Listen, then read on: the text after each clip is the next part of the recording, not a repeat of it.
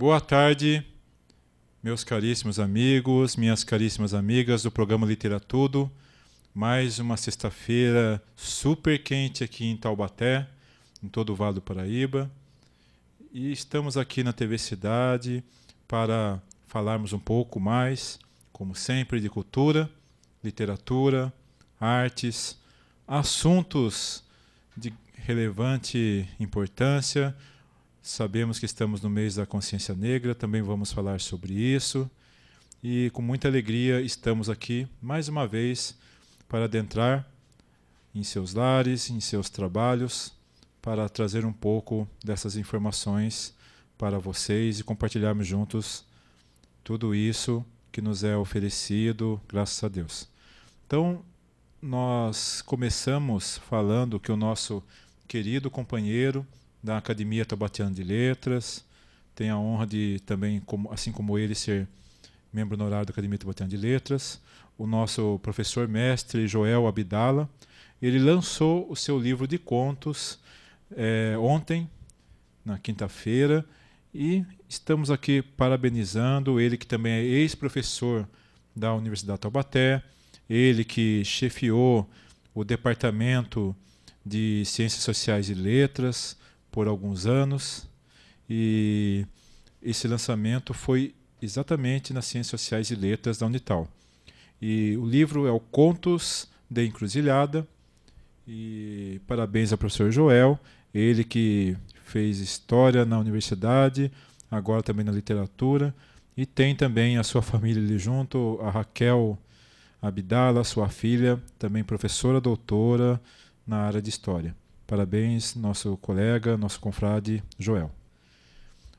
Nosso primeiro bloco vem trazendo aqui a escritora que está conosco aqui de São... a foto do Joel aí. Muito obrigado ao nosso técnico Marquinhos, professor Joel, presente conosco em nossas palavras e também nessa foto dele aí, marcando aí o lançamento de seu livro. Então temos hoje agora nesse primeiro bloco a Mariane Helena, ela que é escritora, jovem escritora da cidade de São José dos Campos, ela que vem com o lançamento do livro que mostraremos novamente, a capa, o livro Um Grande Milagre, Metamorfose em Palavras, e esse livro que é prefaciado pela querida amiga Rita Elisa Seda, também de São José dos Campos. E a Mariane, ela vem com uma carreira, digamos que, se ela me permite dizer, meteórica, e tem um troféu aqui recebido, que vamos falar também mais a respeito, já adiantando que é a mais jovem a receber esse troféu, nessa edição deste ano, lá em Itabira, Minas Gerais, o troféu Carlos Drummond de Andrade, e também a única negra a receber, no mês da consciência negra, receber esse prêmio. E vamos falar também sobre consciência negra, que é muito importante, porque sabemos que esse país foi feito pelas mãos do indígena, pelas mãos do negro, e, infelizmente, quem sempre usufruiu muito e muito foi o branco. Não queremos supremacia, queremos igualdade. Então, começamos aqui com Mariane Helena. Boa tarde, obrigado por estar conosco. Boa tarde a todos. É um prazer estar aqui. O prazer é todo nosso. Mariane, primeira pergunta. Da onde começou essa vontade de escrever poesia, de se manifestar via literatura? E quando começou isso em sua vida? Desde jovem? Jovem você é, né? Até fica difícil falar desde jovem. Mas desde criança, adolescente, quando começou isso? Sim, eu fui alfabetizada aos 5 anos.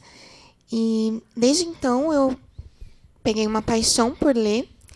E assim, já tinha lido todos os livros infantis da sala de leitura da escola. E uma professora ela indicou um livro de poesias. Indicou um livro de poesias, por se tratar de histórias mais curtas. Ela indicou para ver se eu conseguiria acompanhar e ler as histórias. Desde então eu me apaixonei por poesia. É muito difícil eu ler alguma outra coisa. E esse livro ele foi feito numa fase muito especial da minha vida. Eu passei por um processo de depressão muito grande, né? Eu tive uma tentativa de suicídio por injeção de soda cáustica. E o período que eu fiquei no hospital principalmente sem falar, com o uso da traqueostomia, eu voltei a escrever. Eu comecei a escrever um diário, e desse diário eu contava a minha rotina em forma de poesia. E daí, em 2014, eu tive contato com a Rita Elisa Seda. Ela gostou dos diários, entrou em contato com uma editora, e em fevereiro nós lançamos esse livro. É realmente bastante interessante. Só esse início de entrevista já nos dá um interesse muito grande de falar mais e mais a respeito. Sabemos que, como falamos em alguns assuntos importantes para esse literatura de hoje, sabemos também que a depressão ela assola no mínimo 1/3 da população mundial. Infelizmente, a depressão ela chega e vem trazendo outros males, outras doenças, fora tentativas de suicídio, mas também pressão alta, diabetes e outros tantos problemas de saúde até piores que vêm decorridos da depressão. Então é muito importante também falar sobre isso e ficamos muito felizes que você tenha realmente trazido toda essa dor em poesia, transformada em poesia. Isso realmente é maravilhoso. A vontade, tenho certeza, do leitor, do telespectador que está em casa, se tornar também um leitor seu, porque o assunto deve ser realmente muito forte, muito interessante. Você iniciou então essa trajetória e nessa virada de vida você resolveu escrever esse livro. Como que tem sido essa recepção do seu público leitor a esse seu livro falando de assuntos tão fortes? Sim, apesar de se tratar de dor e um período de muito sofrimento, são poemas muito leves, que traz a reflexão da vida, de valores que às vezes a gente esquece dentro da nossa correria do dia a dia. Mas tudo com esse foco de superação, de esperança, né, de mostrar que, independente do momento que a pessoa passe, é possível transformar isso em bênção.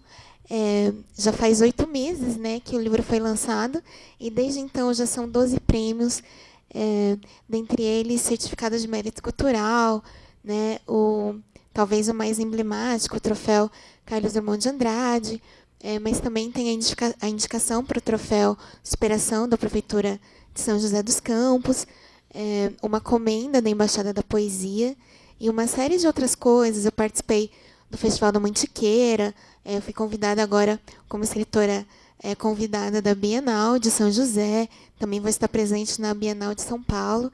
Então, realmente, assim, foi uma reviravolta e eu não esperava tudo isso. Eu escrevia para mim, uma forma de me motivar, de sair de toda essa tristeza, essa dificuldade, né, que além da depressão eu tive que superar as limitações físicas, as consequências desse ato. Então eu fico realmente muito feliz de ter o meu trabalho reconhecido e também contribuir para a sociedade de alguma forma com o que eu escrevo. Realmente bem interessante. Você também falou da Embaixada da Poesia, da nossa amiga Márcia Canites, né? Fico feliz também que ela tenha visto esse seu potencial, esse seu trabalho também te trazido a outorga dos certificados que ela tem, das premiações da Embaixada da Poesia, um trabalho também muito bonito da Márcia Canites. Aproveito para deixar o nosso grande abraço para ela. E você fala também, como você disse, da superação desse momento de depressão e do ato que veio após, e você passa isso para jovens, como você nos falou. Como que ao seu ver, como que funciona na cabeça desses jovens quando ouvem o seu depoimento, ouvem o seu histórico de vida e veem você hoje escrevendo poesias, com esse livro publicado, recebendo inúmeras e inúmeras premiações, que sabemos que é apenas o começo de todo um processo, virão muito mais ainda pela frente. Como que esses olhares atentos à sua obra e à sua história? É uma delícia estar com os adolescentes, né? Uma faixa de 11 a 16 anos. eu fui muito surpreendida, porque eu não esperava tanta sensibilidade, eu não esperava que eles conseguissem captar de uma forma tão sensível, tão humana, tão delicada, como eles conseguem, né, absorver essa história durante as oficinas. Também é tratado isso porque a curiosidade da criança, né, em saber o motivo das cicatrizes, o motivo do livro, é muito grande. E eu tento passar isso de uma forma informativa. Né? Principalmente o jovem, ele foca muito no imediato. Né? Ele imagina que os problemas são os maiores do mundo e ele precisa resolver de alguma forma. Né? Talvez com o uso de drogas, né, com algum tipo de rebeldia, com se afastando da escola. Então, mostrar que existem consequências irreversíveis, né, de acordo com atos impensados, e que também, independente do que seja, independente do que você esteja passando, é possível superar, é possível dar a volta por cima de uma forma surpreendente. É muito bom deixar eles em contato com a literatura, com essas premiações, mostrar, porque a escola é no bairro onde eu nasci, então mostrar que alunos com a mesma capacidade do que eu, do mesmo universo que eu, né, de um bairro de periferia e com uma série de debilidades em relação à violência, enfim, é possível, né, fazer algo grande e, nesse caso, de relevância nacional. Realmente, parabéns por tudo isso mais uma vez. E você falou comigo aqui antes de iniciarmos o nosso Literatudo, uma conversa informal, que você vive hoje exclusivamente da poesia, da literatura, de seus livros, de seus escritos, de suas oficinas.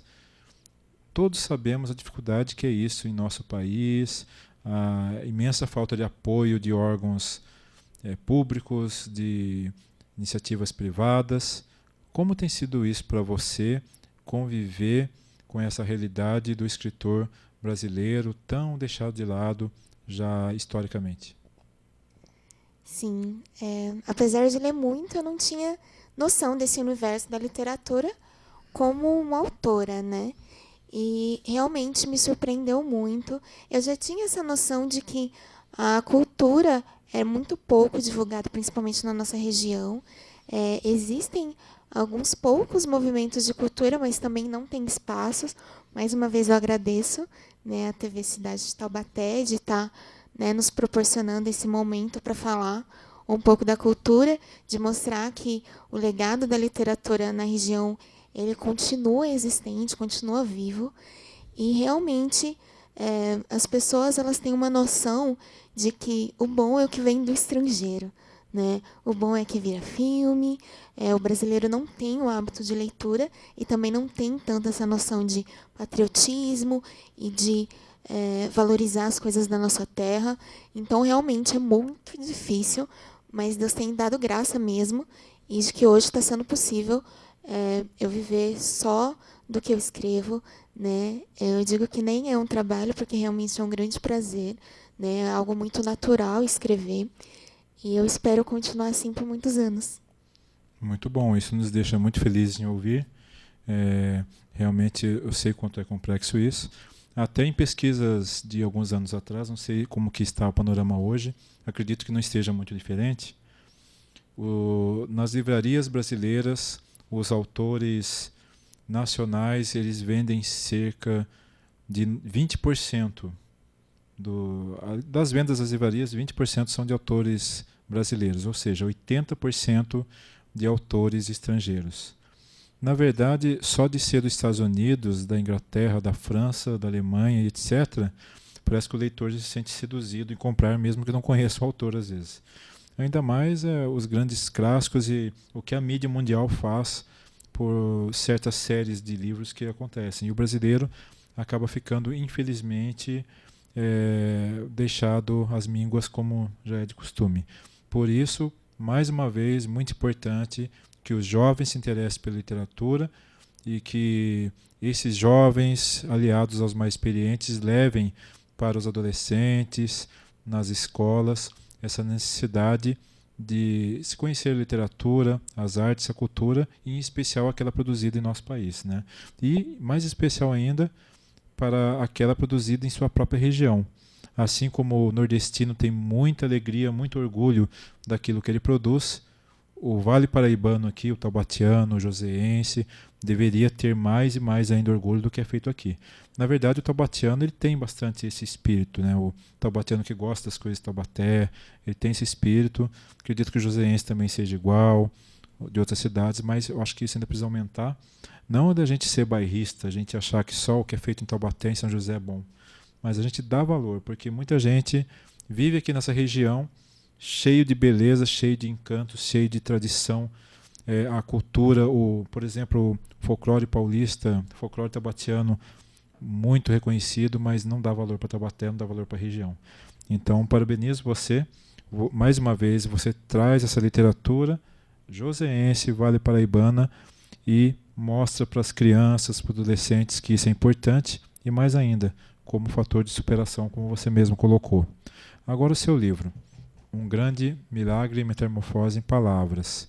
Eu queria que você falasse um pouquinho, logo mais eu vou pedir até para você declamar umas poesias, mas você falasse um pouquinho do processo de criação desse livro. Você escreveu ele após o ocorrido, durante, as poesias são antes, durante e depois. Como que é essa cronologia e também todo o processo criativo que envolveu isso? Sim, logo após eu sair do coma, né, esse livro ele teve início realmente nessa tentativa de suicídio, né, nesse processo de depressão muito profunda. E quando eu saí da UTI, né, que eu me dei conta de tudo que estava acontecendo, que eu me dei conta de que agora eu realmente tinha problemas mais sérios, eu perdi uma série de órgãos, né, eu fiquei muito tempo internada, eu passei por 18 cirurgias, né, eu faço ainda tratamento em 3 hospitais, né, além do Hospital Municipal de São José dos Campos, que foi onde eu tive os primeiros socorros, como no Hospital das Clínicas em São Paulo e no Hospital das Clínicas em Curitiba. E quando eu saí do coma, eu senti essa necessidade de, alguma forma, sair daquela dor. Eu percebia que as pessoas ao meu redor, da minha família, elas sofriam muito e eu sabia que eu tinha que tirar força de algum lugar.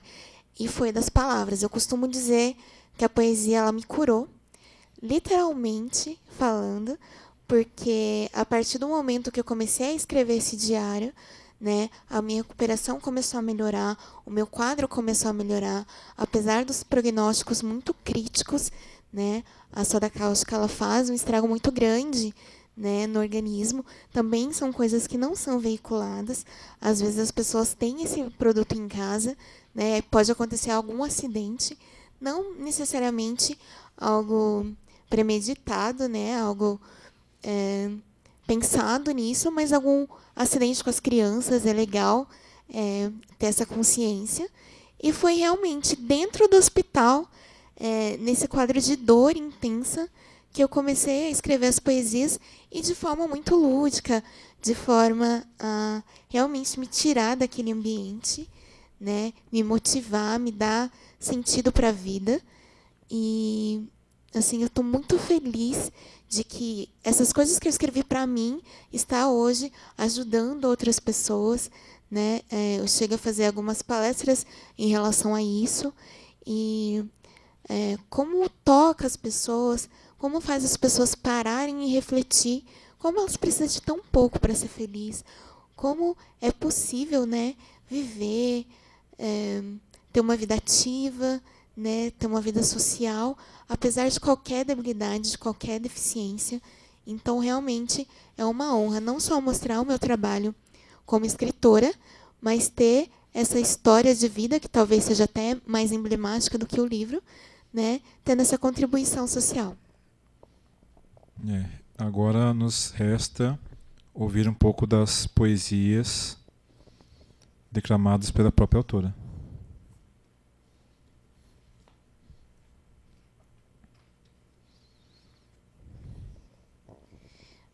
esse poema, o nome é O Dia, e ele trata de um pós-operatório de uma traqueostomia que eu fiz. Eu cheguei a fazer 2 traqueostomias e foi um processo muito difícil. Então vamos lá. O dia. Gelo nas mãos, um frio na barriga. Nada disso me afetava. Estava segura, inabalável, até que fui atingida no mais íntimo, a minha vaidade. Esperava tudo menos isso, abri mão dos meus cabelos. E isso me devastou por dentro. Eu precisava fazer uma escolha: ir adiante sem os meus cabelos ou cancelar tudo sem data de volta. Fiz com certeza o que deveria ser feito. Mesmo depois de muitas horas, a dor física e local era mínima, diante da dor de perder algo que me identificava como mulher, e isso foi muito maior.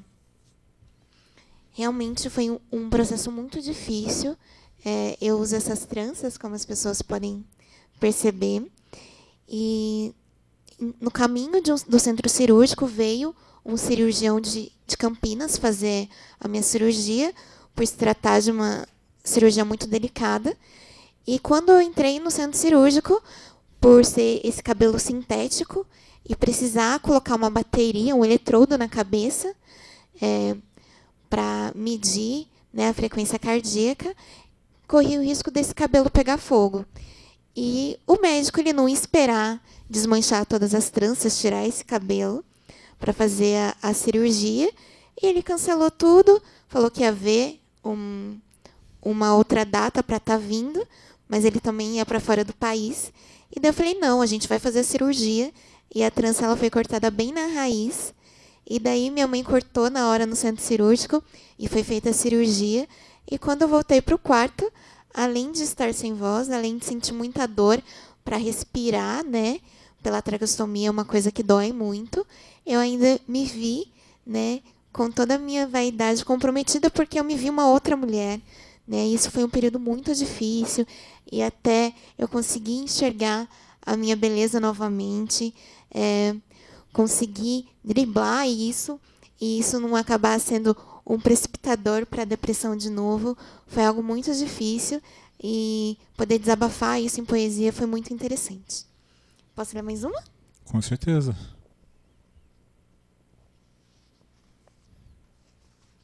O nome da poesia é Primavera em Mim. Também foi feita durante meu tempo de internação. E eu sempre gostei muito de flores. E eu adquiri uma superbactéria na UTI, e eu tinha que ficar num quarto em isolamento. Então, não tinha uma janela para eu visualizar a primavera. Eu não podia ter flores, nada externo que pudesse comprometer a minha saúde. E foi quando eu fiz esse poema. O nome dele é Primavera em Mim. Estou florescendo junto com essa nova fase da minha vida. As esperanças se renovaram e junto com as flores veio o desejo de viver coisas melhores. Planos e sonhos estão sendo regados em mim. Numa terra fértil, as palavras de vida e de fé tomam forma necessária para se tornarem realidade. O caminho será difícil, longo, mas como as flores, enquanto houver sol, ainda haverá esperança. Vencendo o impossível, voo alto. Como lindas borboletas, eu descubro a beleza da vida. Seja bem-vinda, primavera. E isso para mim foi muito importante, porque apesar de eu estar ainda num quadro de morte iminente, segundo os médicos, eu tinha certeza, a esperança de como a primavera chegou, a minha vitória também chegaria. E eu posso dizer que hoje meu livro, essas premiações, são a minha plenitude da superação, né? São provas inegáveis de que esse momento foi superado e de uma forma muito vitoriosa. Realmente, e conforme a primavera aflora dentro de cada ser humano, esse ser humano, no caso você, consegue fazer com que outras primaveras floresçam, dando seu exemplo para tantas outras pessoas. Então sabemos que tudo é uma questão de início, né, de foco, de fé, mas não a fé que espera, mas a fé que vai atrás e que procura realmente alcançar seus objetivos. Então, realmente, é até repetitivo, mas não temos mais nada a falar, a não ser parabéns, parabéns e parabéns sempre a você, Mariane. Eu queria que você deixasse seu contato para nossos telespectadores, porque como você dá palestras, oficinas, aqueles que estiverem interessados em sua história e mais ainda do que isso, que você passe toda essa força para jovens, para adultos, não porquê, para crianças, para adolescentes, possam entrar em contato com você. Tá certo. Eu sempre me preocupo que meu texto ele seja muito universal, né? A poesia ela tem essa característica de beleza lírica, né? De palavras complicadas e de que dificulta o entendimento. Então, eu procuro fazer textos universais que a criança, o adulto, o adolescente, a pessoa menos instruída, a pessoa com mais cultura no sentido literário, consiga ler e compreender. É muito bom, né, além de escrever, poder ter acesso mais próximo às pessoas e passar, né, essa ideia de bem viver. Então, as pessoas que quiserem entrar em contato comigo, o telefone é 12 3941 3436. Nesse telefone ela vai ter também informações sobre como adquirir o livro.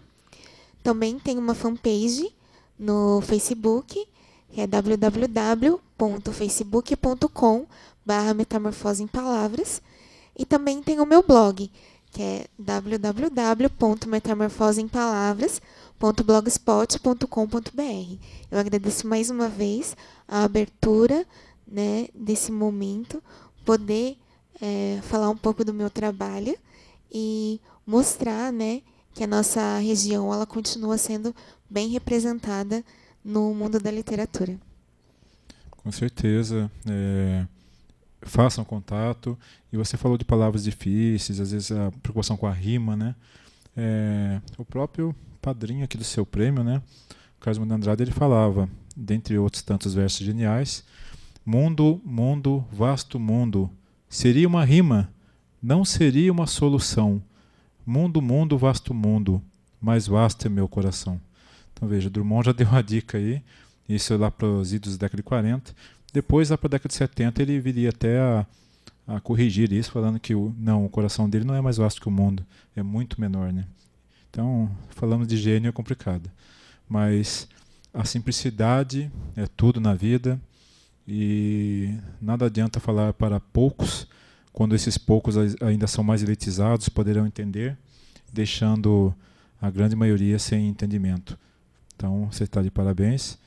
E o Literatudo, aqui nosso programa Literatudo, nosso movimento União Cultural, a qual o Literatudo é um braço, e também a TV Cidade Taubaté, está de braços abertos a você, sempre que você tiver novidades do mundo literário, outros livros que eu sei que outros tantos virão.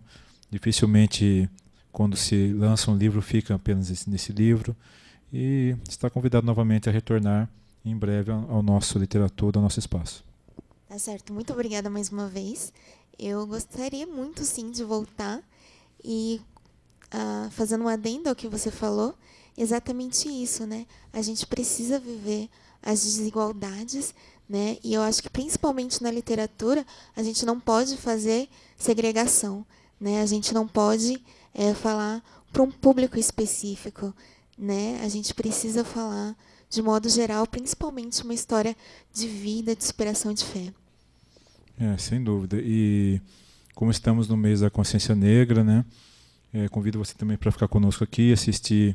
Logo mais teremos um bloco dedicado a isso, com queridos amigos que estarão aqui conosco falando sobre isso.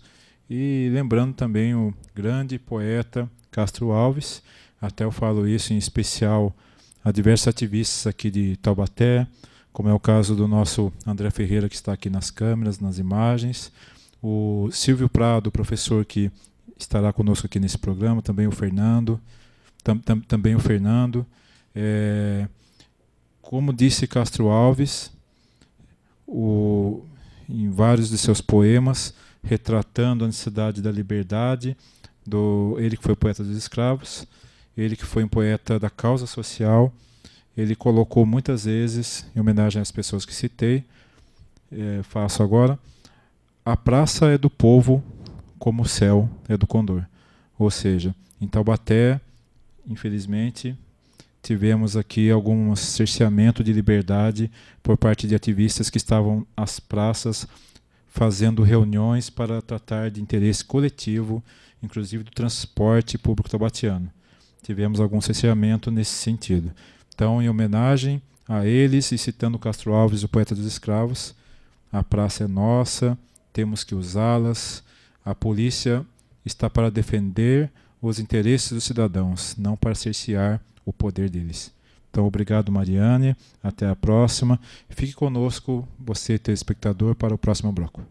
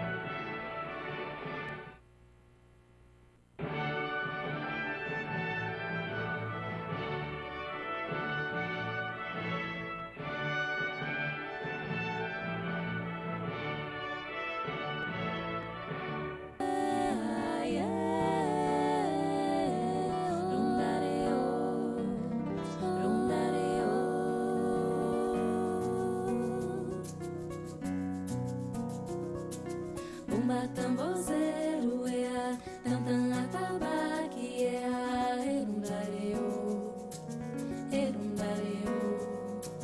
Dança cunhazinha, iaia, curuminho canta, ioiô, erundareu, erundareu.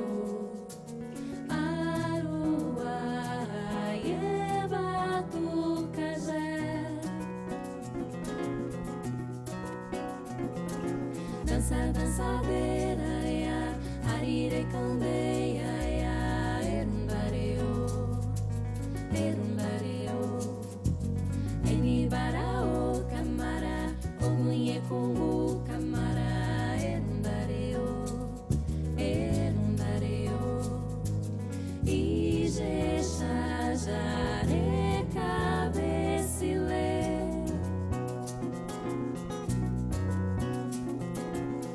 Chica vai dançar, Zinha vem sambar, jongo, jeguete, baião de dois. Coco passa, perrojão, dança pra chover trovão, na pancada do ganzaiô. Cirandeiro vem cirandar, batuqueiro vem batucar, erundareu. Roda bendegueiro, ea, bate pé tutu, marambá, erundareu, erundareu. Alabeira, juba, tuquejê. O pandeiro já tocou, zabumbeiro, zabumbou, ferro já berrou, ea, gogô. Bailador tem que bailar, Brasil.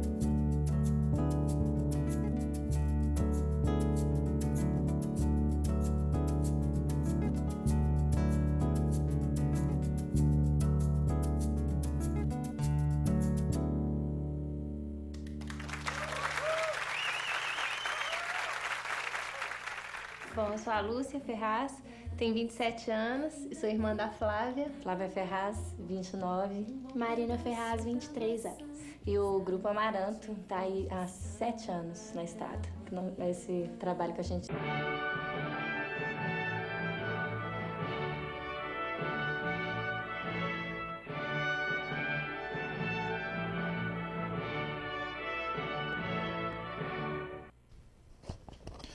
Voltamos ao Literatudo, agora falando mais ainda sobre artes. Nós estamos com o nosso querido amigo Jeff, ele que veio aqui ao nosso Literatudo para falar sobre a sua arte da dança. Ele que tem um currículo super extenso nessa área. Se eu for falar o currículo aqui, vai acabar esse bloco, então não posso falar esse currículo, né, Jeff? Boa tarde. Boa tarde.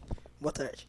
Ô, Jeff, nós vemos aqui que você trabalha há mais de 16 anos com a dança, mas a sua experiência ainda é mais antiga, 23 anos nessa área, Isso. que você começou a estudar, diversos grupos, diversos festivais, títulos, participações em eventos, televisão, você que já esteve na TV Cultura nos Manos e Minas, você que já esteve também em especial da Rede Globo, dentre outras emissoras, e inclusive você esteve num evento na cidade de Las Vegas, nos Estados Unidos, só para citar alguns, né?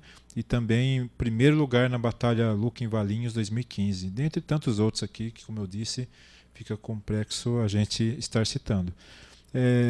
Diante de todo esse currículo extenso seu na dança, você aqui em Taubaté, como que você vê a necessidade do povo taubatiano, da nossa localidade aqui, em trabalhar com a dança, em trabalhar com a cultura? Porque sabemos já de outras entrevistas com outros tantos profissionais que é bastante difícil aqui em Taubaté.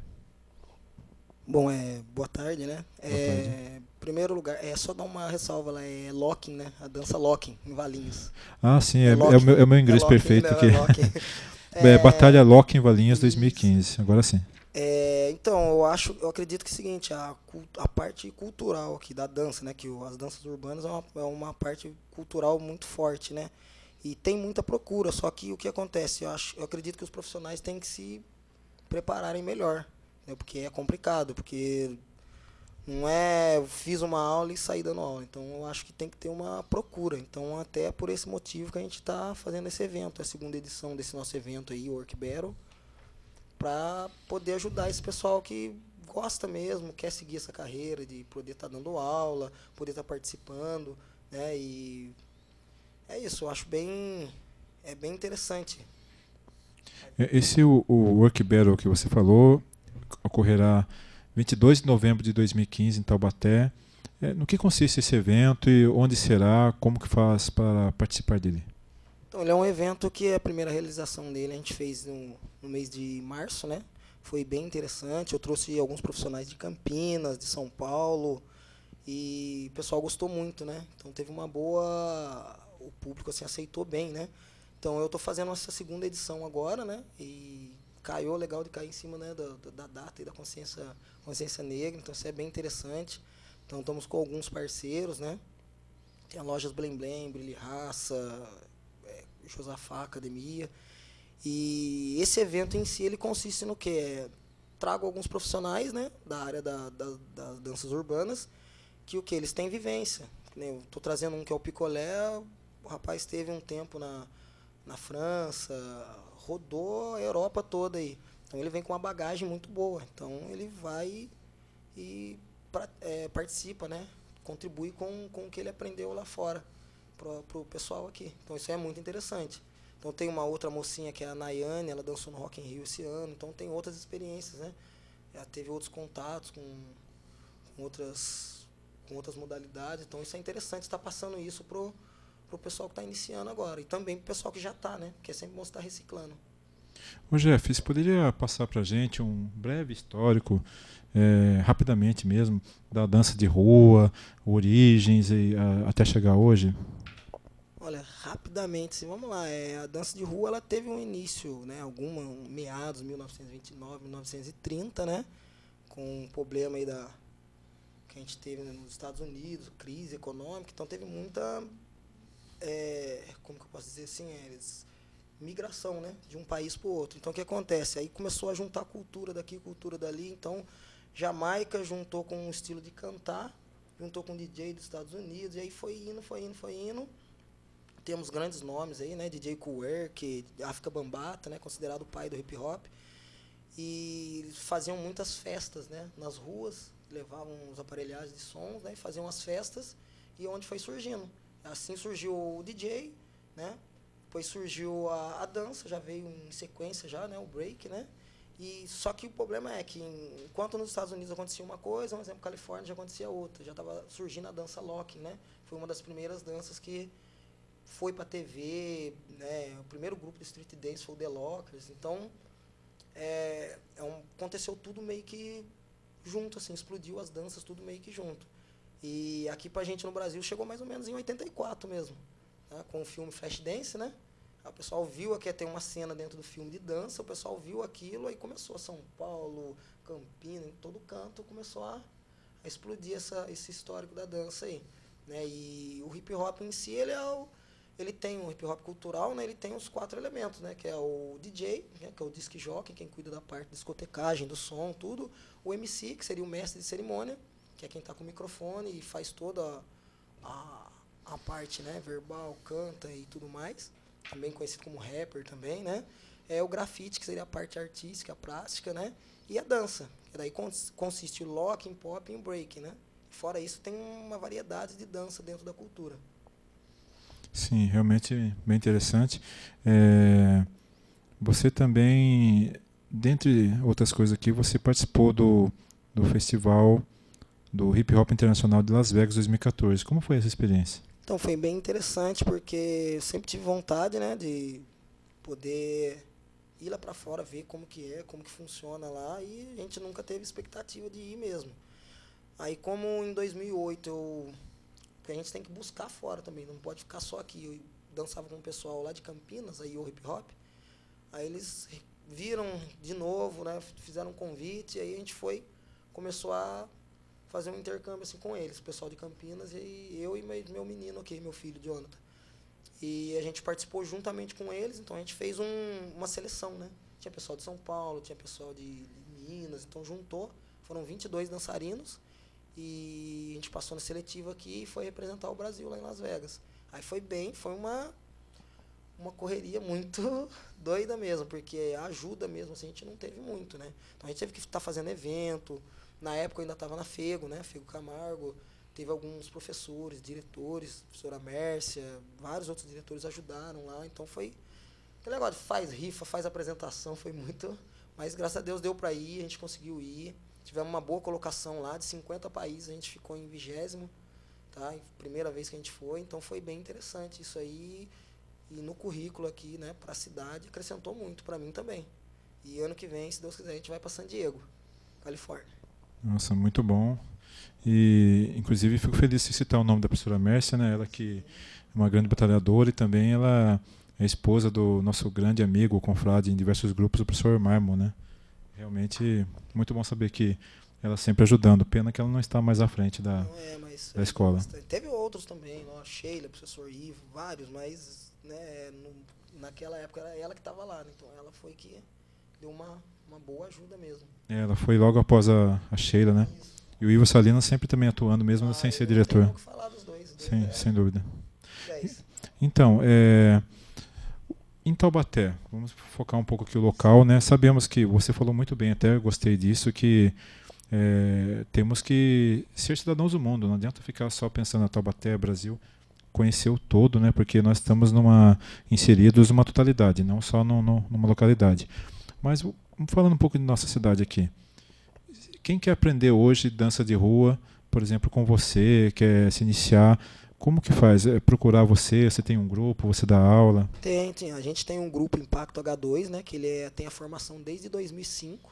Estamos aí já com 10 anos de grupo já, de junho de 2005 que a gente formou esse grupo. E tem a academia, né? Eu alugo um espaço ali na rua Dr. Souza Alves, número 69 ali, que é a Academia Dancers, né? E ali dia de terça e quinta a gente tem aula lá. Ali Tem perto aula- do Conventão, no primeiro quarteirão. Isso. Sim, sim. Ali tem aula no período da manhã, 9 horas da manhã, depois tem aula no período da tarde, às 14 e à noite às 19h40. Tá? E depois também tem um outro ponto que a gente alugou, que é lá na rua Padre Fischer, Jardim Califórnia, número 1040, loja 1. Lá eu tenho quarta-feira à noite, só pequenininho, de 5 anos até 11, e a partir das 19h30 lá. E aos sábados é o pessoal um pouquinho maior. Lá é das 10 ao meio-dia daí. Número 1040. 1040, Ali loja 1. Ali tem uma academia. Você Isso. abriu uma academia. Ali tem uma academia também. Então, é bem naquela parte da Padre Ficha que o pessoal já chama de Estrada Velha ali. Ali já tá entrando já em Estrada Velha ali. Então o pessoal que tiver interessado pode me procurar. Tem o WhatsApp também, tá? É 991008245. Tá? Aí tem a página no Face também, que é Jeff Street Dance Company. Igual da camisa. Muito bom. É mais fácil, aí o pessoal vai ver lá, porque o que acontece a diferenciação, né? Então eu gosto bastante disso, pegar firme. Se tem alguma coisa que a gente está em dúvida, ligo para alguém que está mais informado, vamos tirar dúvida, o que é isso, por que é isso, né? Da onde que veio. Então eu acho que isso é bem interessante, né? A pessoa saber o que está fazendo e fazer com firmeza, né? Não voltar para trás no que está fazendo. Então estamos aí, já é mais desde 92, né? A luta aí, então chega uma hora que tem que ser reconhecido. A gente também, sexta-feira passada, foi aprovado um PROAC nosso aí. A gente vou estar fazendo, a partir do ano que vem, a gente vai estar fazendo um trabalho lá dentro do bairro Água Quente, lá no centro comunitário lá. E o pessoal da Água Quente já fica esperto aí, então a gente vai estar abrindo vagas lá. Lá vai ser um projeto gratuito, mas vai ter as regras certinhas lá para estar seguindo. Então, a partir de janeiro, ano que vem, o bicho pega lá, hein? Muito bom. E você falou que ali no Jardim Califórnia você tem um horário que é para crianças. Sim, o horário das crianças é à noite, né? Que a maioria dos pais trabalha, daí leva a criançadinha à noite. À noite é 19h30. Então, tem bem, o mais novinho que eu tenho lá tem 5 anos. E a sua filha faz parte já? Ela dança, ela tem 4 anos. Já dançou no Taubaté Shopping, Sesc. Ixi, tá fogo, né, Jay? Pequenininha aqui é fogo. Já desde a barriga da mãe, já vem dançando. Já. Isso, muito bom. Em Taubaté, você também faz assim apresentações em espaço público? Sim, na Praça do Epaminondas, Praça da Eletro, nas escolas de rede municipais, a gente também, rodou várias escolas. Eu estou lá no Dr. Quirino, né? Diretor Elton lá, Renato, Silene. Então, sempre que a gente pode, a gente sempre está levando um evento assim para dentro da escola, que isso aí é bem interessante, né? Para os alunos poderem estar participando.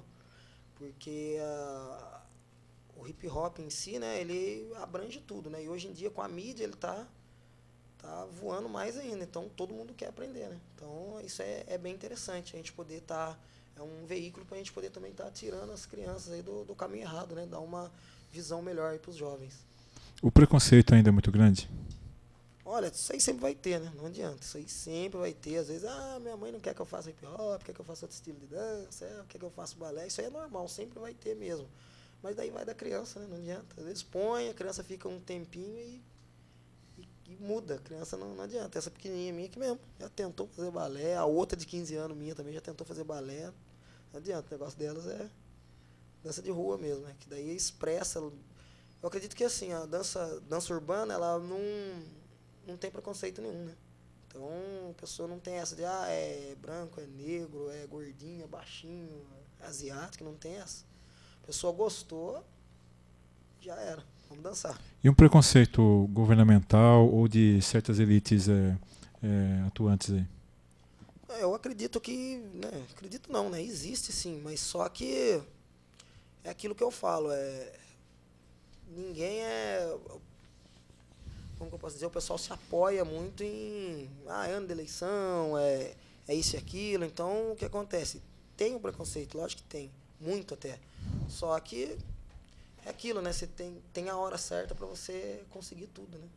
Então, o Jeff, também teve uma vez um outro profissional de dança que esteve aqui. Nós também, como estamos envolvidos com cultura, né? Até aí eu comecei como poeta depois que eu vim a ser apresentador, né? Tem a ver com cultura também, mas veja bem, existem locais em várias cidades, inclusive, infelizmente, a nossa cidade foi premiada também algumas vezes com certas, entre aspas, ignorâncias governamentais, né? Por exemplo, nós temos espaços um ou outro espaço Taubaté que foi cercado, onde não dá para dançar, pessoas dançavam e cercaram. Outros espaços que era para fazer alguma coisa não é feito porque existem certas burocracias ridículas, absurdas que impõem a isso. Nós tínhamos até um tempo atrás, não sei nem como que está agora, mas um centro cultural que não funcionava de noite. Então o pessoal trabalha o dia inteiro, à noite não pode fazer cultura porque está fechado o centro cultural. Isso não sei como que está agora, porque eu estou meio por fora. Né? O centro cultural a gente passou no mapa cultural, né? Até domingo agora a gente vai estar lá no Educa Mais, né? Que é um teatro gigante que tem lá em Jacareí. A gente vai estar representando a cidade, né? E foi segunda-feira eu tive conversando com a Margarida, Paula, o pessoal lá do Centro Cultural, e a gente conseguiu ensaiar lá. À noite? Porque ele fica aberto lá. Maravilha. Né, é porque na outra gestão era fechado. Não, a gente ensaiou, ficou aberto até as 10. Na gestão do... ensaiou. Eu falo isso sem nenhum medo, porque é verdade, na gestão do Roberto Peixoto era fechado. Né? Inclusive a gente falava na época com a secretária, com a diretora na época, muito amiga nossa inclusive, ela nada podia fazer, porque era imposto a ela aquele fechamento, e se fosse aberto, tivesse que colocar algum funcionário, tinha que pagar hora extra, despesas da prefeitura. Então, foi muito bom saber disso. Até pro ano que vem, até se der certo, pensando em fazer um projeto para pôr lá, né, à noite. Muito bom. Porque tem as coisas, mas tem alguns dias que usam e outros dias que não usam, né? Então, ver direitinho, bolar um projeto para pôr lá, porque lá é um lugar muito grande, né? Eu dei aula lá na época do Madre Cecília, quando o Madre era ali. Sim, né? sim. O Sente era ali, aí depois mudou lá pro Quiririm lá, né? Mas infelizmente na época do Peixoto era fechado. Mas voltando ali, eu sei que você tem um projeto ali em frente à Radiodifusora.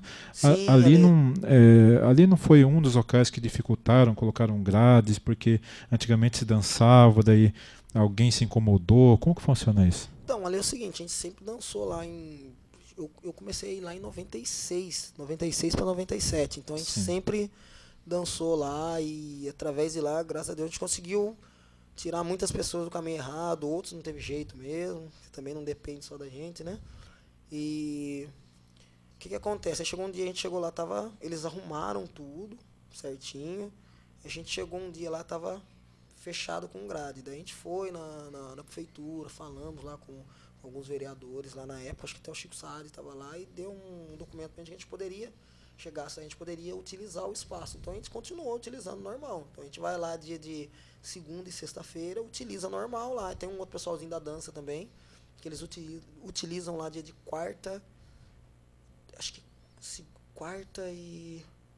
não lembro agora, terça e quinta. Segunda e sexta a gente utiliza, e terça e quinta vai um outro pessoalzinho lá e dança. Você teve que ter uma autorização para isso. Sim, e a briga, o que acontece? A briga é o quê?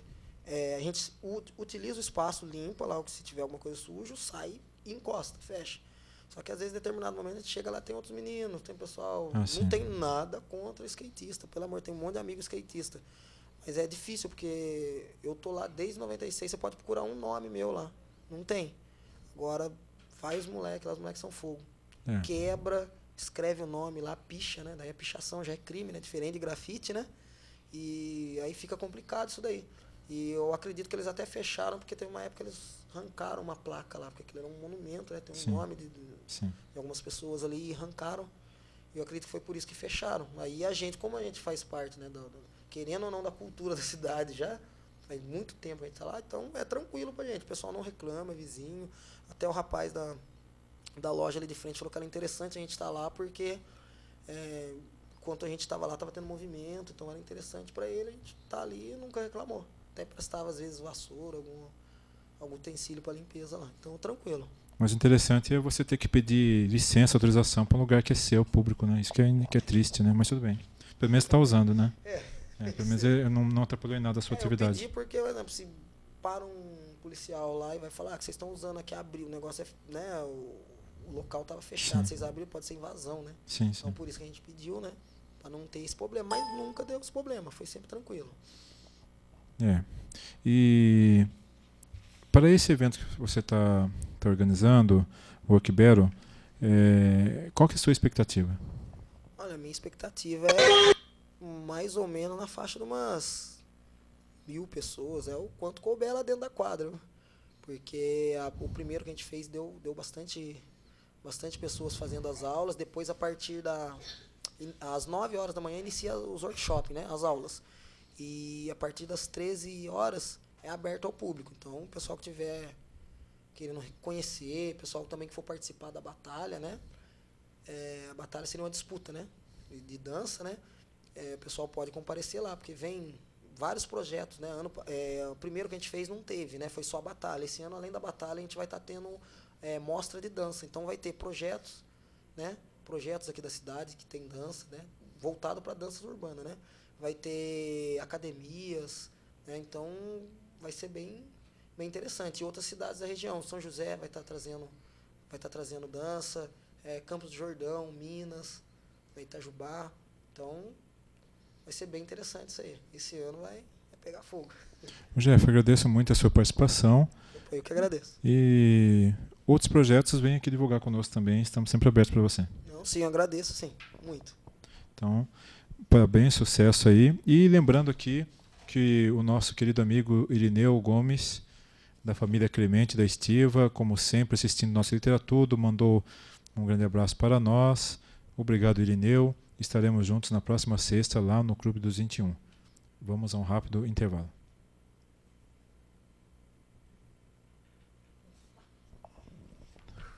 Oi? Saiu alguma coisa? Saiu.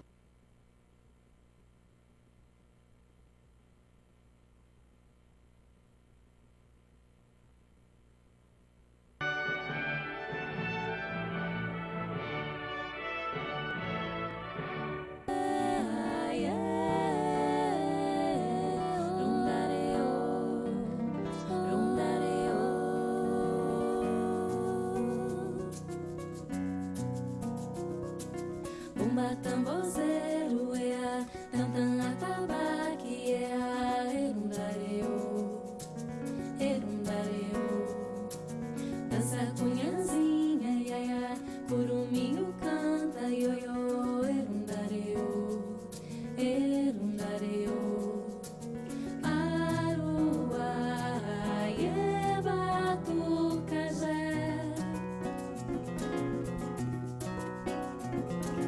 Dança, dançadeira, ea, arire, candeia, ea, erundareu, erundareu.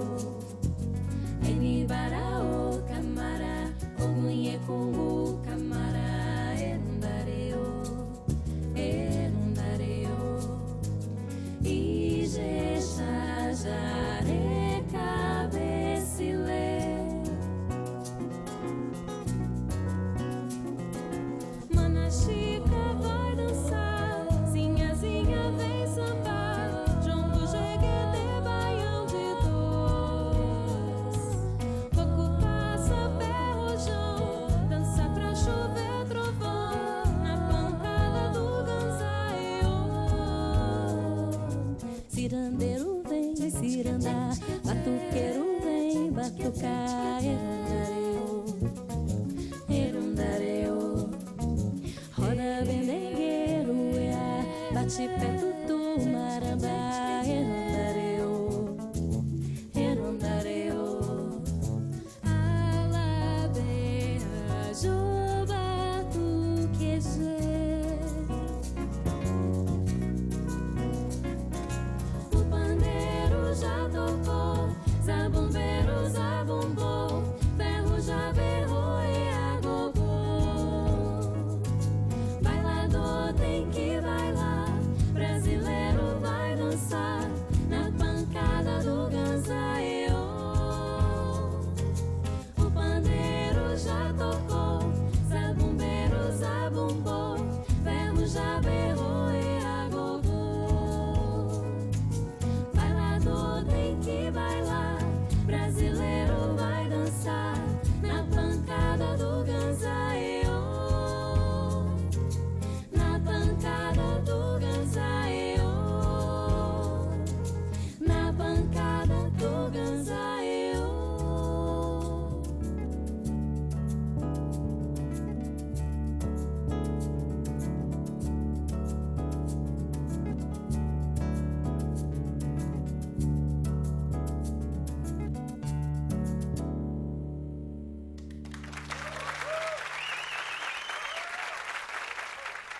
Bom, eu sou a Lúcia Ferraz, tenho 27 anos e sou irmã da Flávia. Flávia Ferraz, 29. Marina Ferraz, 23 anos.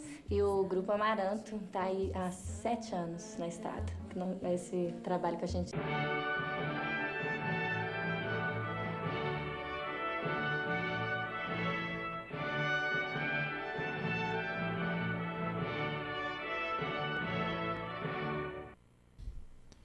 Voltamos ao Literatudo para o nosso bloco derradeiro, agora com Silvio, nosso querido amigo, professor Silvio, professor Fernando, outro querido amigo que quase nunca vem no Literatudo, e também a nossa Mariana Helena, querida poetisa de São José dos Campos. Boa tarde, Fernando. Boa tarde, Silvio. Boa tarde. Então vamos começar aqui. Antes de começar a nossa entrevista, hoje especial Consciência Negra, só um aviso aqui. Nós acabamos de entrevistar o Jeff, do Hip Hop.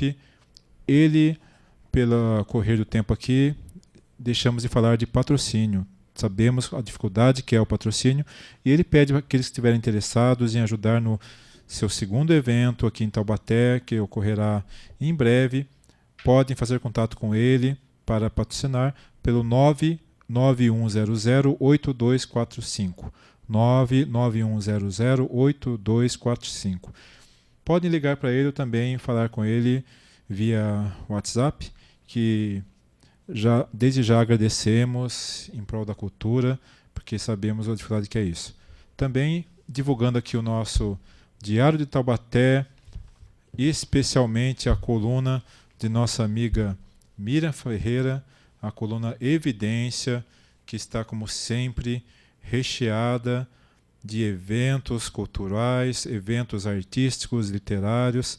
Ela que sempre foca, como sempre nós falamos aqui no Literatudo, esses eventos, noites de autógrafos de livros, dentre outras coisas tantas aqui em Taubaté, sempre escolhendo com muito critério, como já dissemos sempre, e não temos medo algum de repetir. Ela não vai apenas com um evento social porque vai ter a alta sociedade, de forma alguma. Ela vai para aquelas pessoas que fazem cultura, literatura, arte, pessoas que trazem algo de bom para a sociedade, não que os outros não tragam, mas ela seleciona muito bem sempre o que vem no Diário Taubaté. Então vamos começar aqui com o nosso bate-papo. Temos aqui diante de nós uma efeméride muito importante, dia 20 de novembro, o Dia da Consciência Negra. Comemoramos não só esse dia, mas toda semana, todo mês, e deveríamos comemorar todo o ano como da Consciência Negra, porque sabemos da importância que tem e também sabemos o que grande parte de certos grupos fazem para desmerecer, falando que não existe consciência negra, que é consciência humana, etc. Então, começo aqui com a palavra com o nosso querido Silvio Prado. Silvio, consciência negra, é com você. Pois é, nós estamos num país em que temos mais de 50% da população de negros e mulatos, né? A maior população, a segunda maior população negra do mundo é a do Brasil, a primeira é a da Nigéria. E nós, negros, e toda a população brasileira vivencia hoje um processo resultante de 350 anos de escravidão e de uma abolição feita para inglês ver, né? Então, a questão do negro é uma questão bastante dramática na sociedade brasileira, que se diz democrática, mas tem uma preguiça danada para incluir o negro nos direitos que a própria Constituição garante. E esse dia 20 de novembro, que lembra o assassinato de Zumbi, mas muito mais do que isso, lembra a resistência negra e lembra também o ímpeto das populações negras em lutar pela liberdade. Esse dia 20 tem uma simbologia bastante forte. E, particularmente, eu estou assim, admirado, estou feliz da vida, porque onde você vai, você encontra eventos sendo organizados. Isso é um recado muito claro, muito sério, para quem acha que esse país não está tomando um rumo bom, né? Está se saindo do comodismo, está se procurando alternativas, o negro está se reconhecendo como cidadão, e, querendo ou não, essa elite que está aí vai ter que aceitar isso, né? É interessante isso. Então, eu estou agora, inclusive, sei de eventos em Pindamonhangaba, sei de eventos em várias escolas, a Escola Márcio Mazzaropi, Fernando vai falar, o dia todo vai trabalhar essa questão da consciência negra. Então, é sinal de que esse país está se encontrando, né? Não quer caminhar numa direção só. E, para mim, uma felicidade total, né? Eu acho que esse momento, esse dia 20 de novembro, particularmente, eu entendo como a data mais importante do ano de 2015. Porque as manifestações negras, elas se batem frontalmente com os setores conservadores que não querem mudança no país. E os negros não vão para a rua dia 20, nos seus eventos, apenas fazer samba, não.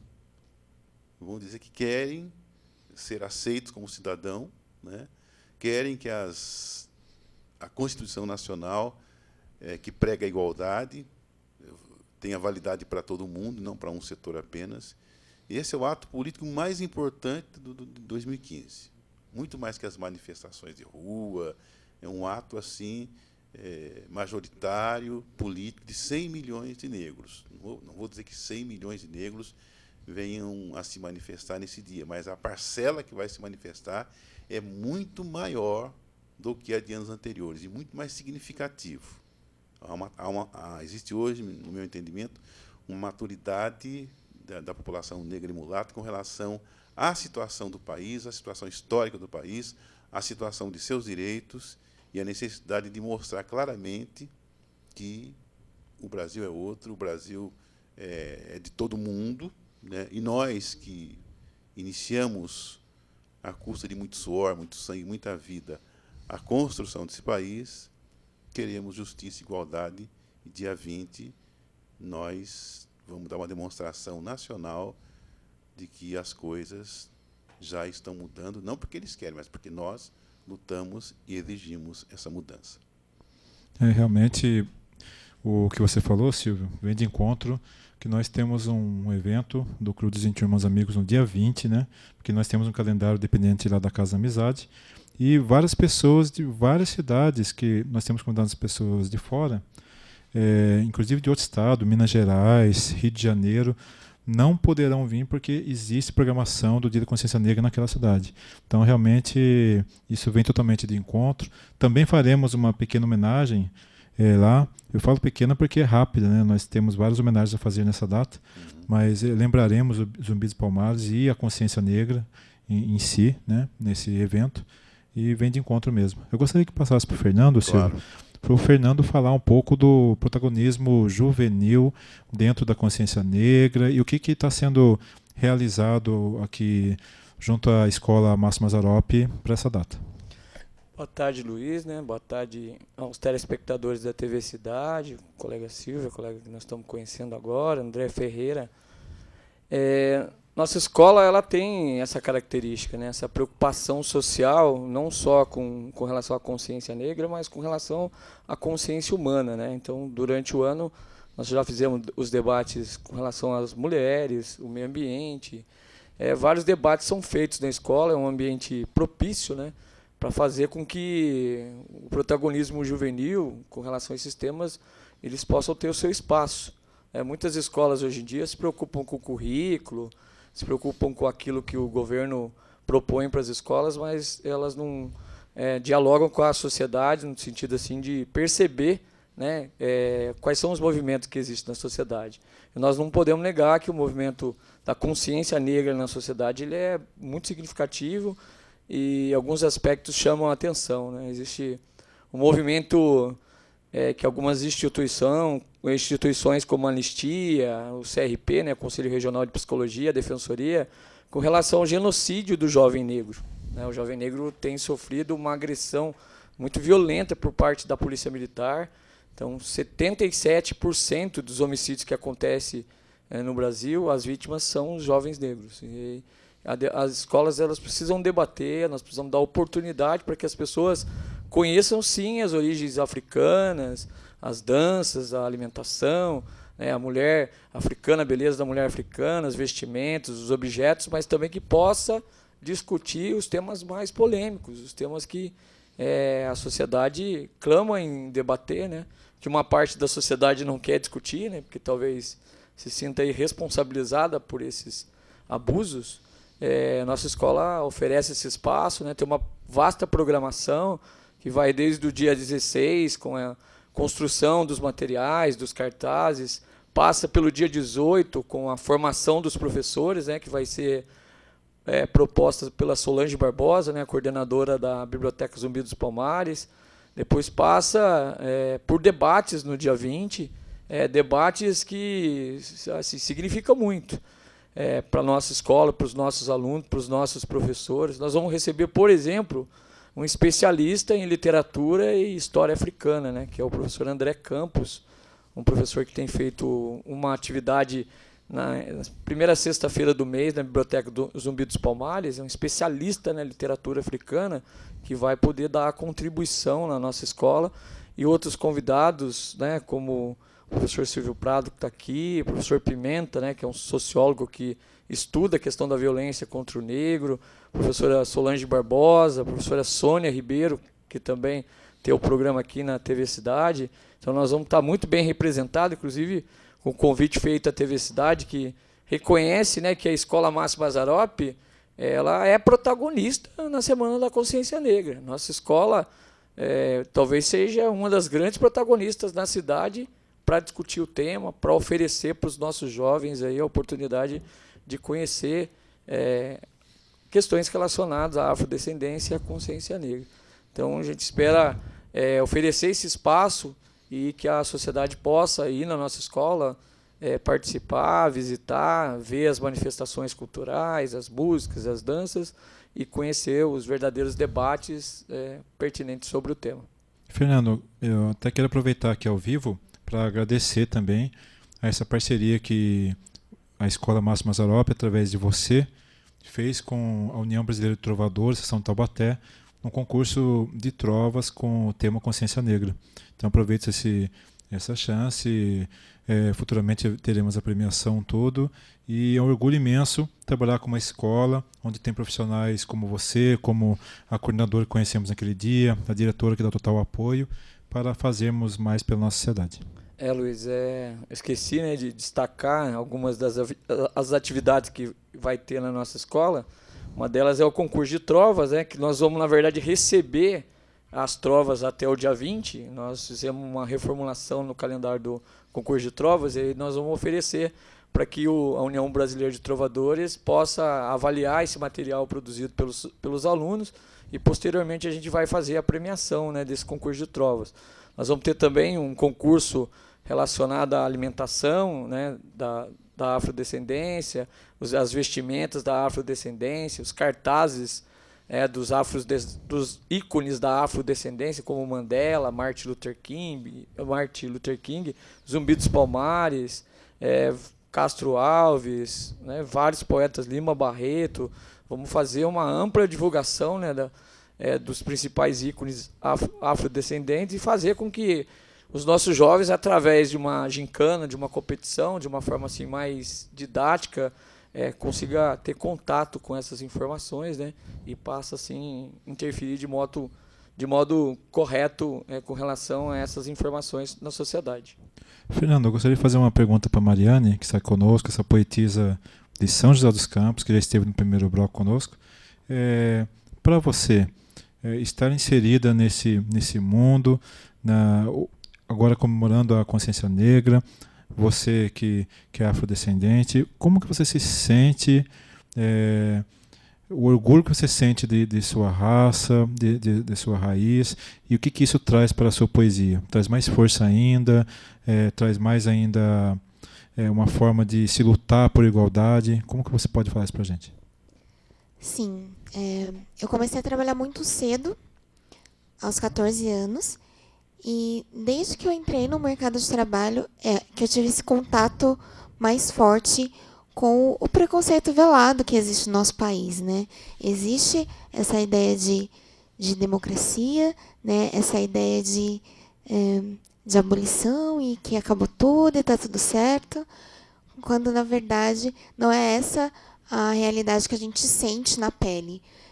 Poder hoje ter essa representatividade, né, na literatura como negra, como mulher, pobre, para mim é realmente algo muito honrado. É uma realização pessoal que eu busquei muito nessa questão de mostrar que dentro das nossas diferenças, né, o negro ele tem a mesma capacidade de inteligência, ele tem a mesma capacidade de se destacar em qualquer das coisas, não só no carnaval, não só no futebol, né, mas em qualquer coisa que ele se disponibilize a fazer, né, ele consegue fazer de forma excepcional. Eu ganhei esse ano também alguns concursos de poesia, né, nesse segmento de cultura negra, né. Se Deus quiser, ano que vem, né, a gente dá continuidade nesse projeto de um livro de poesias, né, para exaltar o povo negro, né. A ideia desse projeto, o nome é Enegrecência, e cita exatamente isso, né, esse olhar, né, para a história do país, né, a contribuição do negro, mas não como o marginalizado, não como a minoria, né, mas pelo contrário, né, esse sangue que corre na veia de todo brasileiro, né, essa coisa da questão histórica, né, que está presente não só na nossa literatura, mas em tudo, é na nossa comida, é na nossa roupa, é no nosso jeito de falar, né, é nas nossas artes. Então, para mim, é algo assim, um prazer imensurável. Silvio? Realmente bem interessante. Silvio, aproveitando que a Mariane falou desse preconceito velado, que é um assunto que a gente sempre fala, mas nunca é demais falar, né? Na verdade, uma coisa que eu sou tido como uma pessoa sem senso de humor. Por exemplo, eu não consigo rir de piada de português, piada de negro, piada de loira, piada de corintiano, né? Até porque eu sou corintiano, mas também não gosto de rir de piada de palmeirense também, embora por dentro a gente ainda tenha aquele preconceito e rir, né? Mas como fazer isso, Silvio? Mostrar que tudo isso alimenta um monstro muito maior que está escondido dentro da nossa cultura. Então, eu vejo tudo isso como uma arma política de quem tem poder. Você descaracterizar um setor da população não é por divertimento, por descuido. É porque tem um projeto político que é o seguinte: esse país pertence a todo mundo, mas apenas alguns tomam conta dele em benefício próprio. Então, você descaracterizar a população negra, a população mulata, os indígenas e por aí afora, ou a mulher, inclusive, é uma luta pelo poder, né? E quem luta, e quem tem poder, não vai dar brecha para quem é dominado levantar a cabeça. Então, através do humor, através de várias outras maneiras, velada ou não, se procura diminuir o oponente, o oprimido, digamos assim. Só que determinados aspectos do racismo brasileiro são cruéis demais. O racismo já é uma coisa cruel, que parte da ideia de que o outro é inferior, é insignificante e tal. Tem a questão que eu considero bélica, digamos assim, né? O Fernando colocou a questão do genocídio do jovem negro, que no Brasil nós temos 56 mil assassinatos por ano, segundo o mapa da violência, e uma parcela muito grande de assassinatos são em cima do jovem negro. Então, onde você vai, qualquer dado que você pega, você vê, em termos de violência, o negro, né, sendo crucificado. Você levanta entre os 580 mil presidiários do Brasil, 65% são negros, né? Interessante que apenas 8% daquelas pessoas que são nos presídios brasileiros passaram por julgamento. Então, é uma realidade totalmente indesejável, contrária à emancipação do negro. Isso não é à toa. E se nós analisarmos o papel do negro na sociedade brasileira, em todos os setores, mesmo passando por 350 anos de escravidão, mesmo sofrendo as consequências de uma abolição desgraçadamente mal feita, né, nós vamos perceber que sem o negro esse país seria uma coisa estranhíssima, sem sal, digamos assim, sem calor, né? Haja, eu não gosto de falar contribuição, haja os feitos do negro nas áreas culturais, em todas as áreas, a projeção que os negros deram para o país, né? Então, essa questão do racismo velado é uma coisa criminosa, mas também tem um outro aspecto, que é o racismo institucional, que o próprio Estado e as grandes empresas empregam como se fosse natural. Quando você pega, por exemplo, os dados relativos à ação da Polícia Militar com os negros, qualquer Polícia Militar brasileira, não só de São Paulo, são coisas desastrosas. Agora, recentemente, a polícia em Ribeirão Preto fez um cartaz alertando a população sobre o perigo da violência e de bandidos. Havia uma senhora branca, né, e um negro fazendo o papel de bandido. Ali na Grande São Paulo, acho que Diadema, a mesma coisa se repetiu. Então, foi preciso que o Ministério Público e a Defensoria Pública entrassem em ação e proibisse a publicação desses cartazes. Então, o Estado, né, existe um racismo institucionalizado, estruturado no país. E lutar contra isso é muito difícil. Quando da aprovação do relatório sobre a questão do genocídio negro, da juventude negra em Brasília, alguns deputados acharam o termo genocídio muito pesado. Mas o que você vai falar, então? Né? Nós pegamos, por exemplo, eu não lembro, o Esquadrão da Morte, na época da ditadura, ele matou mais negros do que durante o tempo da guerra do Afeganistão, os mortos lá. Agora, recentemente, a Bia Barbosa faz essa comparação, uma jornalista faz isso. Então, onde você pega a mortandade e a criminalidade e a violência em cima do negro, é cruel. Eu estou falando mortalidade, ação bélica, que mata, que extermina. E nem vou falar, porque não dá para levantar dados, porque não há amparo para muitos negros se queixarem, abaixa a cabeça, vai embora, né? Do racismo que você encontra em todo lugar. Ali eu não posso entrar, aqui eu não fico bem, de repente você vai... Eu li um artigo hoje que o pai passeava com o filho na Oscar Freire junto com a esposa, e a esposa entrou numa loja e os dois foram pegar uma sombra em frente a uma loja chique da Oscar Freire. Aí só o vendedor falou: vocês não podem ficar aqui nesse lugar. Oscar Freire, em São Paulo. Então isso é comum. Você pega os linchamentos que a gente vê aí, grande parte dos linchados aí são negros. Então é uma coisa triste. Mas o bom, e eu quero ressaltar aqui, é que nós temos coisas sendo feitas que a médio e longo prazo vão demolir essa muralha que separa um lado do outro, que o Brasil é um país dividido. E eu quero colocar a questão da escola do Fernando aqui, especificamente da Márcio Mazzaropi, porque nesse momento a escola pública em São Paulo sofre um ataque inusitado. O governo propõe fechar mais de 1.000 escolas, né? E o que nós queremos é que toda a escola funcione como funciona a escola do Fernando, né? Inserida num debate nacional, inserido nas questões prementes do brasileiro. É essa a função da escola pública. E, portanto, nós não queremos que escolas sejam fechadas. Nós queremos que escolas sejam abertas para que professores que tenham postura possam trabalhar e produzir esses valores que está faltando na sociedade. Ô Silvio, só espero que dessas 1.000 escolas fechadas não abram 1.000 presídios, né? Não, certamente. Parece que é uma coisa automática, né? Se você não é nem fechar a escola, se você não faz investimento na formação do ser humano, você está fazendo investimento no quê? Na deformação do que é humano. E, naturalmente, para acolher o deformado, você vai jogar num presídio, né?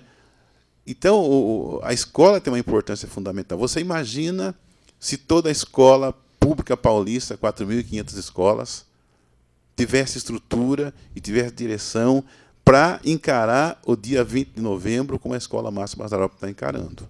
Seria um espetáculo. Nós temos uma transformação social em São Paulo muito grande. Mas enquanto uma escola, não digo isoladamente, que todas estão fazendo, tenho certeza disso, Mas enquanto a escola, o professor, se esmera em organizar uma coisa de uma profundidade dessa, o Estado, simplesmente para cobrir seus rombos, está propondo fechar a escola. E nesse momento, lá em Pinheiros, nós temos uma escola cercada pela Polícia Militar, por uma tropa de choque, né? Quer dizer, os alunos tomaram a escola porque entendem que aquele espaço tem que ser valorizado, tem que ser referencial para a educação, e a resposta que o governo dá sem nenhuma negociação é a mesma resposta que ele dá para qualquer questão social que aparece, militarizando o assunto. Então, eu só chamei coloquei essa questão porque tentei emendar um assunto no outro, para vermos a importância de uma escola pública de qualidade voltada realmente para os interesses da comunidade. Então, nesse dia 20 de novembro, eu estarei também na escola Amácio Mazzaropi. Nós faremos um debate também na Faculdade Deoniana, na quinta-feira, às 19h, sobre a questão do genocídio da juventude negra. No dia 20, eu vou estar debatendo na Escola do Fernando, também vou para a noite em Pindamonhangaba, e no dia 21, nós vamos fazer a primeira caminhada contra o racismo em Taubaté. Nós vamos nos concentrar, você está convidado, vocês todos convidados, o telespectador também, nos concentraremos em frente àquela estação ferroviária em desuso, né, perto da rodoviária velha, e sairemos às 10 em ponto, na direção do centro da cidade, numa caminhada, com bateria de escola de samba, com grupos de dança, com artistas negros, brancos, enfim, todas aquelas pessoas que entendem que o racismo tem que ser combatido, está convidado. E eu quero convidar também o taubatiano a abrir uma campanha para tirar aquela estátua de Bandeirantes lá na entrada do Belém. É um assinte, é uma agressão a nós mulatos, negros, índios, porque Bandeirantes, se para alguns significa a expansão das fronteiras do país, significa também o genocídio de índios, de negros, e não podemos esquecer que foi um bandeirante, Domingos Jorge Velho, pago pelo Estado português, que destruiu Palmares e matou o Zumbi. Então, para nós, aquela estátua tem que ser tirada de lá de qualquer maneira. Se Bandeirantes pode ter estátua numa avenida importante de Taubaté, qualquer pessoa do crime organizado brasileiro tem esse direito também. Na verdade, passar para o Fernando, na verdade, até teve um artigo, se não me engano, uns 2, 3 anos atrás, do professor José Carlos Sebi, ele que doutor, livre docente, professor catedrático da USP, agora lá no Rio de Janeiro, dando aula ainda. O professor Sebi fala do assassinato, da grosseria imensa, né, para dizer pouco, dos bandeirantes para com a sociedade brasileira. E, na verdade, até alguns taubatianos se sentiram ofendidos, porque no hino Taubaté, inclusive, tem uma referência muito grande aos bandeirantes, né? Até todo respeito ao Périx Nogueira Santos, autor do hino que tomou posse na academia até junto comigo, eu acho que sim, deveria ser mudado, né? Deveria ser mudado não só a estátua tirada, mas o hino de Taubaté mudado também. Fernando, você tem 30 segundos para considerações finais. Bom, eu queria agradecer a TV Cidade, né, por mais uma demonstração aí de democracia, de abrir o espaço para que as questões relevantes da sociedade, como a questão da consciência negra, possa ser encaminhada, debatida. Queria fazer um destaque aqui na nossa cidade também de Taubaté, porque nos estudos que a gente fez, algumas pessoas informam que o maior clube da cidade também foi agente de racismo, de preconceito nos anos anteriores, e que essa prática praticamente desapareceu. Isso significa que nós estamos evoluindo. Convidar as pessoas, né, para as atividades, não só do Amácio Mazzaropi, mas o debate na Deoniana contra o genocídio do jovem negro, a caminhada contra o racismo, e dizer que para fazer luta de consciência negra, você precisa ser humano, precisa lutar pelos direitos humanos e precisa entender que esse debate ele vai fazer com que as pessoas possam evoluir. Obrigado, Fernando, Mariana e Silvio. Nosso tempo esgotou. A você, telespectador, muito obrigado, e participem desses eventos importantes que o Silvio passou. Até mais. Pessoal, perdoa mas aí estourou e tira do ar.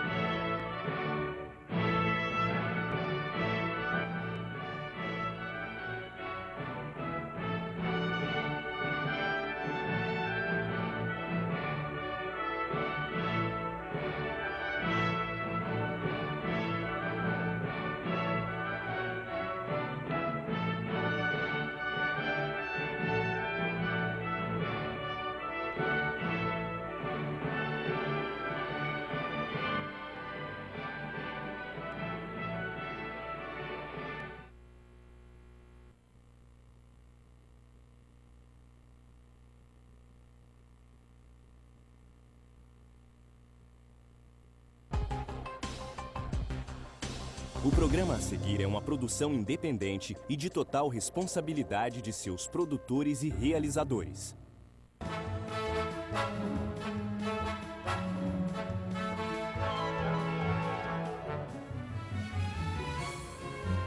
Olá, amigos! Está começando pela TV Votorantim, o canal que é 10, mais uma edição do programa Falando de Cinema. O programa que eu, Nelsinho Toledo, apresento e produzo para todos vocês que são fãs de filmes como eu. E hoje nós temos muitas novidades para vocês. O primeiro filme que eu vou abordar no programa de hoje, eu já falei sobre ele anteriormente, mas ele vai ser assunto novamente. É o filme Maze Runner, Correr ou Morrer, um filme que